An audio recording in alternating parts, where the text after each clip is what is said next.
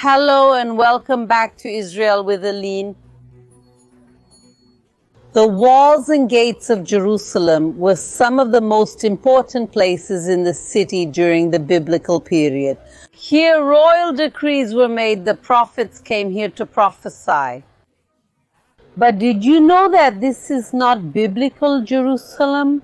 This wall and these gates are not the original ones. The city of Jerusalem was buried and hidden for hundreds and thousands of years. And now new archaeological excavations are revealing Jerusalem from the biblical period. And today we are going to see for the first time here on the channel the walls and gates from the time of the Bible, from the time of King Solomon himself. So if you are ready, let's get started. Prophesy.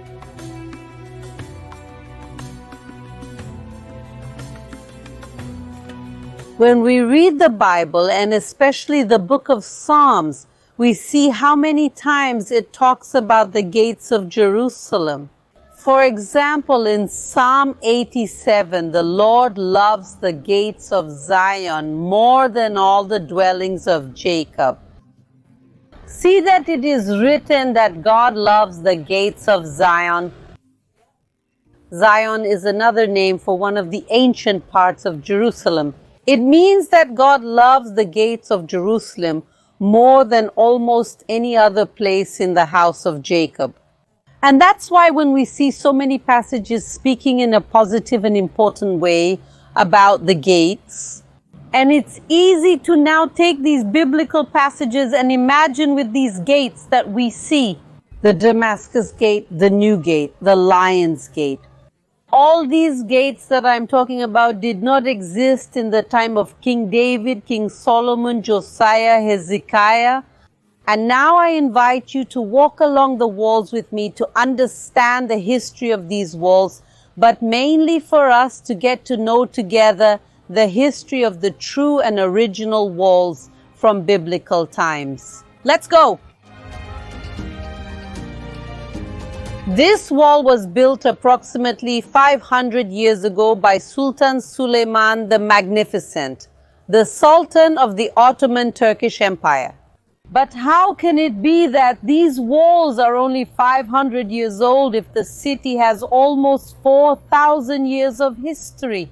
What happens is that unfortunately Jerusalem has seen many wars and the city has been destroyed and rebuilt approximately 20 times.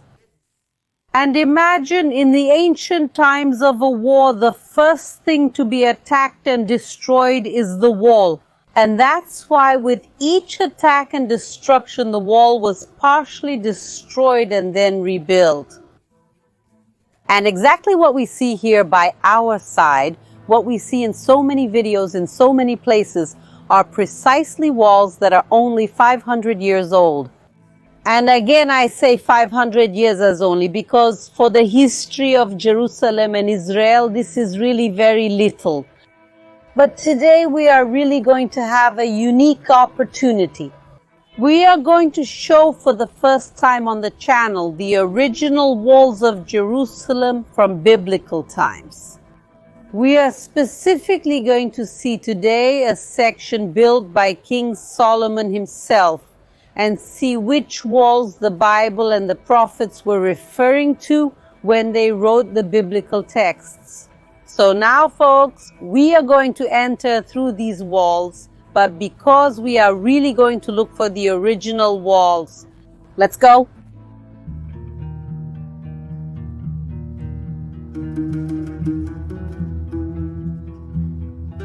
One thing, when I say that these walls are 500 years old, it doesn't mean that each of these stones are 500 years old.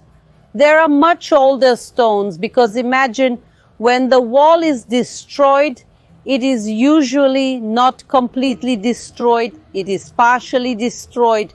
And when someone decides to rebuild the wall, the person may decide to use parts of the wall that had previously remained. So some sections of the wall, the top part is 500 years old, but the bottom part could be 2,000 years old or even more, 500 years old. And there's also another thing that we might perhaps call recycling, but from biblical times. What does that mean? When they decide to rebuild the wall, they don't now need to cut every stone from scratch because they just destroyed the city. So there were many loose and scattered stones. So often they would take stones from other parts of the city and put them here on the wall, a kind of recycling. We can see right here an example of recycling.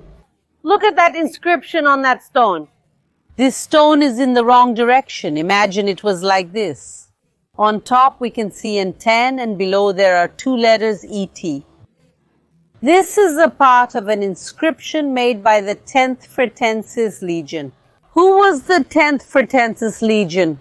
They were part of the Roman soldiers.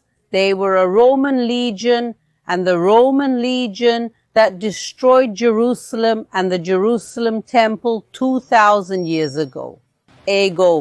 So look how impressive. The same people who made this inscription 2,000 years ago are the people who destroyed the Jerusalem temple.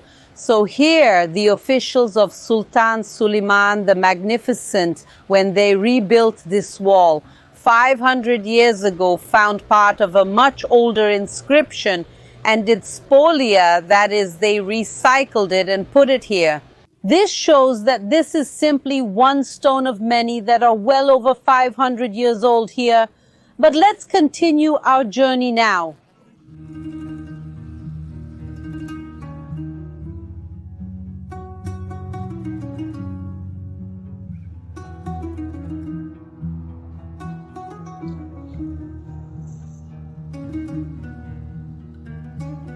The city gates were one of the most important places in biblical Jerusalem. The prophets would come here to the gates, public announcements were made here, meetings could also take place here, even judgments were made at the gates.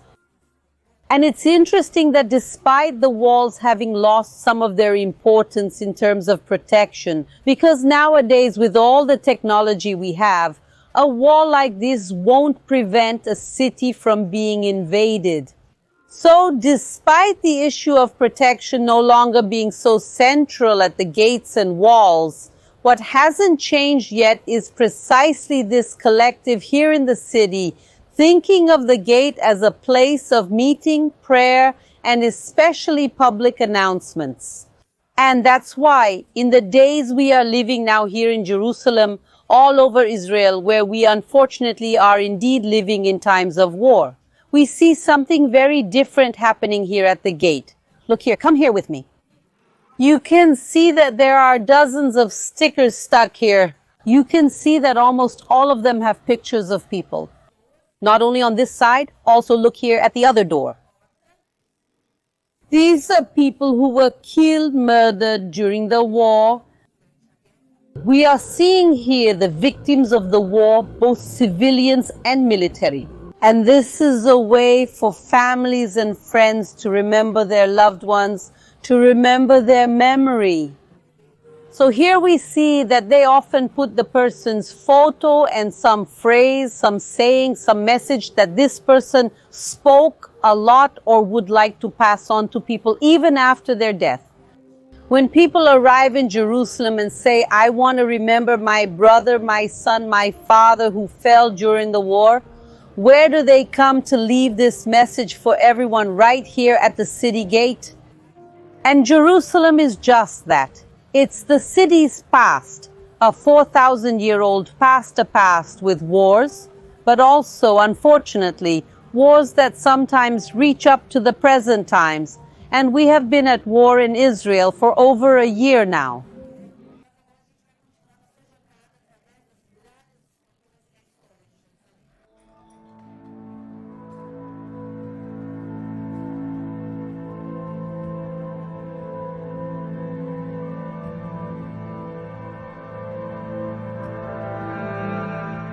We are entering the Davidson Archaeological Park, one of the most important in Jerusalem and in fact all of Israel. Just a small example of what we see here inside is this construction. Behind these two walls is Mount Moriah, and these gigantic stones are original from the time of the Second Temple of Jerusalem. They were placed by King Herod the Great a little over 2,000 years ago. This means that when Jesus passed through Jerusalem, when Jesus visited the Temple of Jerusalem, these same stones were already here, and he had a good chance of having seen them. But today what we came to see is not Jerusalem from the time of Jesus, from the time of the Second Temple. Instead, we came today to get to know the oldest part of the city and to learn about the part of Jerusalem related to the time of the First Temple of Jerusalem. Not the time of King Herod the Great, but the time of King David, and more specifically of King Solomon. And the oldest part of the excavations was found there in the back, passing through those two small gates. So let's go.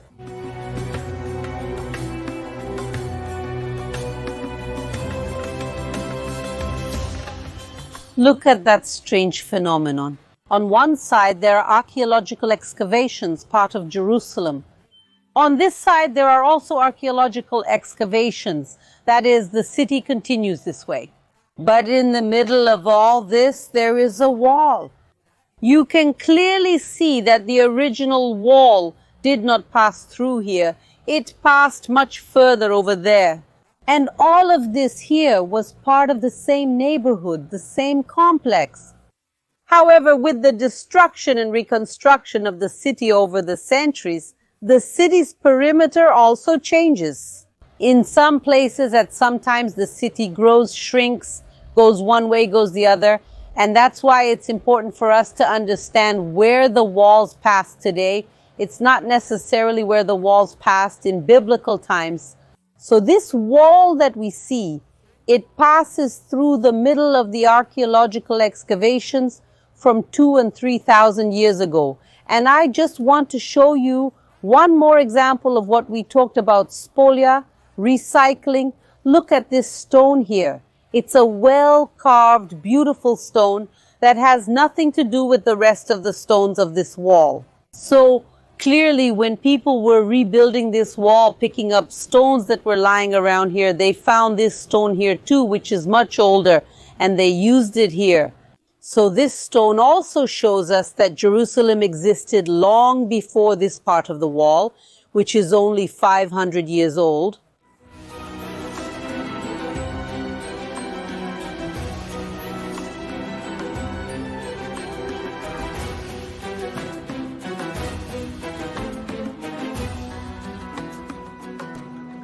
Let's now go back in time, back to the era of 3,000 years ago, when King David begins to reign over what is called the unified kingdom of Israel.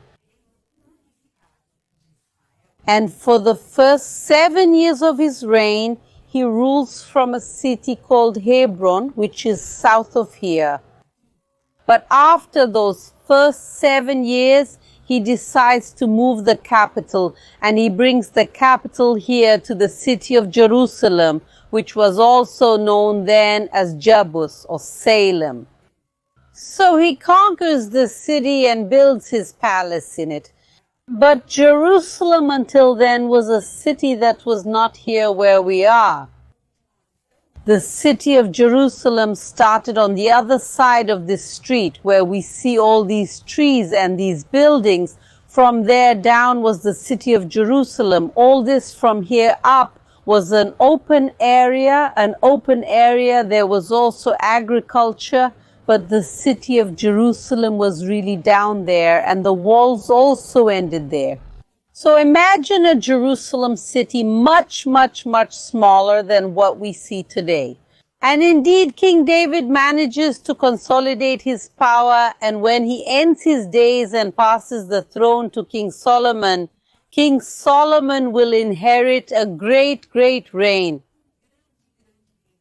King Solomon really has the privilege of ruling over a kingdom that was stable, peaceful, and very prosperous, economically speaking. And so King Solomon, he takes the small city of Jerusalem and will expand it in this direction, because in this direction of all, for two reasons.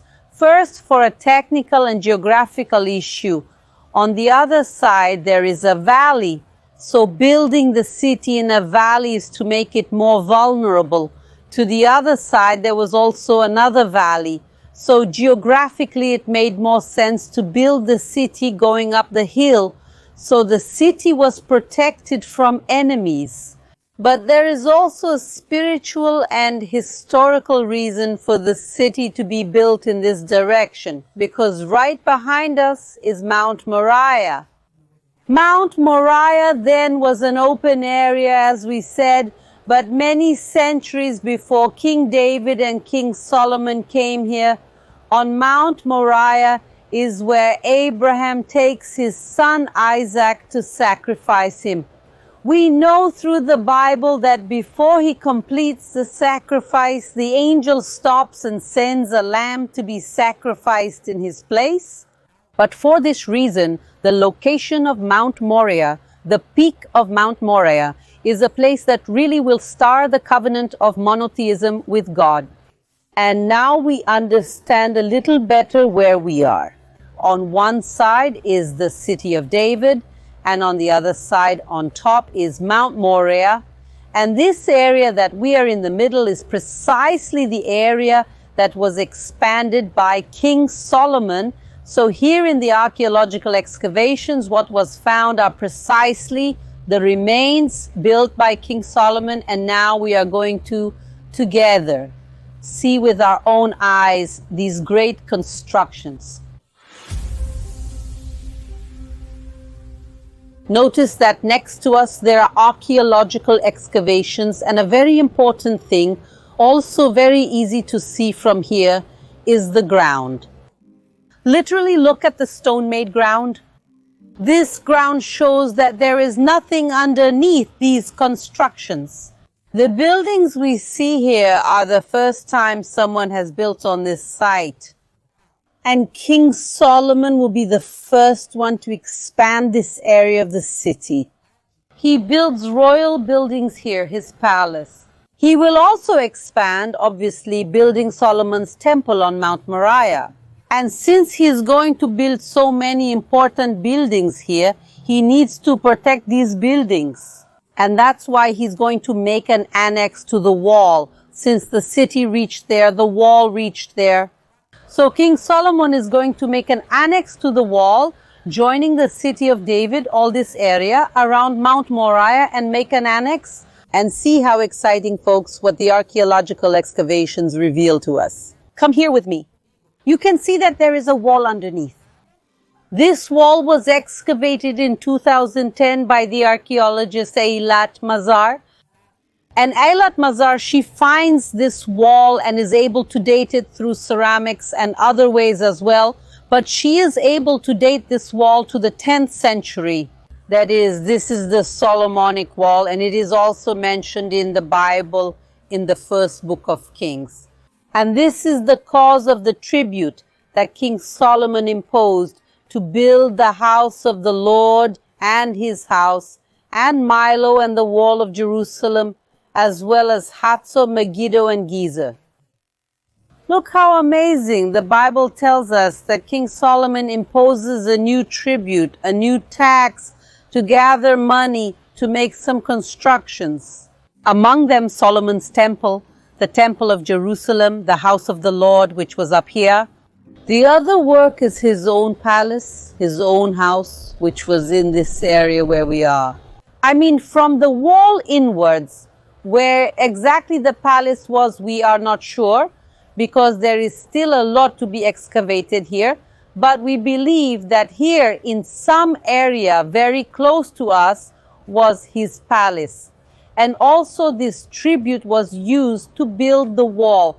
And this is precisely the wall that we know was built with this tribute. I am literally on top of the wall. You can see that a small walkway has been built here on top to protect the wall. I mean, I literally can't put my feet on it. Also, so that it doesn't get damaged. It's been here for 3,000 years and we hope it stays here for much longer. But I mean, I'm on a walkway that's on top of the original wall. I mean, when the prophets talk about the walls of Jerusalem, when the Bible talks about the walls of Jerusalem, it's not those walls that we saw that are 500 years old. This is what the Bible refers to.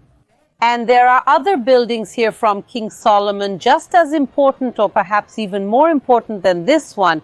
And they are down here, so let's go on to see them.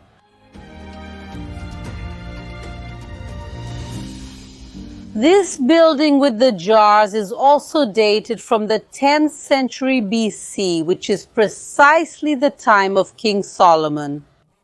Look how interesting. From the entire 10th century, King Solomon reigned for 40 years, literally half of the century he reigned.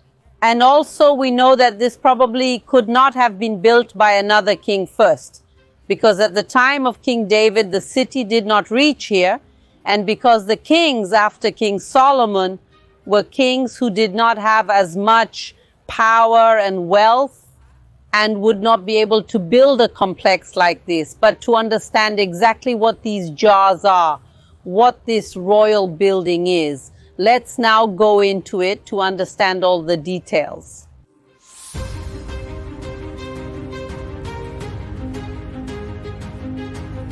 This was a royal building with several floors. And the lowest floor of all, which is where we are, functioned as a warehouse. How do we know this? Well, by the amount of jars that were found here. These that we see here at this moment now are the replicas. The originals were taken and are displayed in museums and stored in the Ministry of Antiquities. But the amount of jars that were found here, specific jars called pitoi, show that it really was a deposit, and these jars were probably filled with olive oil or wine. But the most important thing that was found here is that a small broken inscription was found in one of the jars. A 3,000-year-old Hebrew inscription that reads Lasar Ao, and then the word is cut off. Lasar Ao, that is to the minister of O, and we don't know what the continuation is. The theory that was originally written here, Lasar Ao, means to the minister of bakers. Exactly here was an administrative center of King Solomon. It had an entire structure, extremely complex, with ministers, with buildings, with palaces, with walls. That's why we are walking here. It literally has 3,000 years and really shows the administrative strength of King Solomon.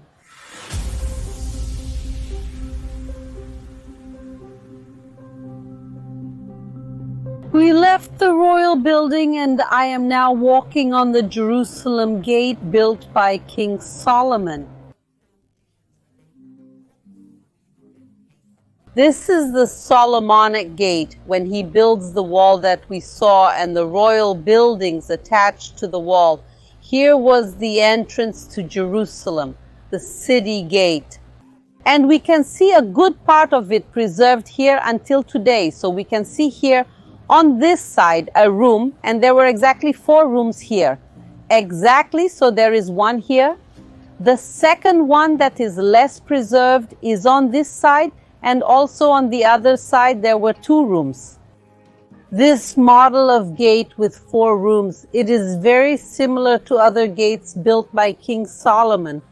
We also know from the Bible that he built many walls and many gates, one in Jerusalem, but in many other cities as well. So, for example, if we take the gate of the city of Megiddo, of the city of Armageddon, the gate that was found there and that was also made by King Solomon, it is very similar architecturally speaking to this one here. From the width of the walls, the shape of the construction, it really shows us that they are the same engineers and architects who made both this and that gate.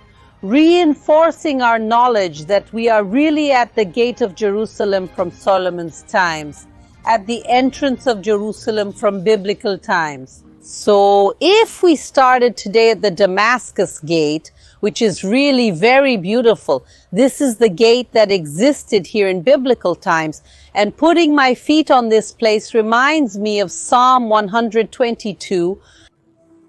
I was glad when they said to me, let's go to the house of the Lord. Our feet have stopped at your gates. O Jerusalem, Jerusalem, you who are built as a solid city, where do the tribes go up?